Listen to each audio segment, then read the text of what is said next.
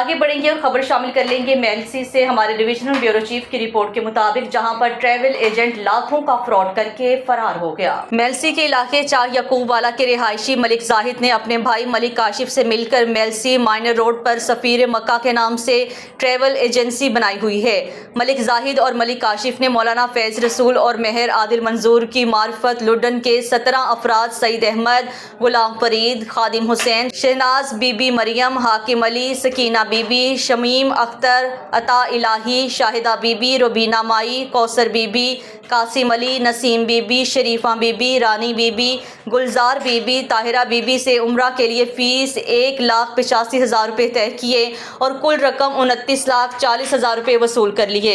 زائرین کو عمرہ لگوا کر دے دیا گیا مگر ٹکٹیں اوکے نہ کرائیں۔ ایک بار ملتان ایئرپورٹ سے روانگی کے لیے بھیجا، وہاں جا کر متاثرین کو انکشاف ہوا کہ ٹکٹیں جعلی ہیں۔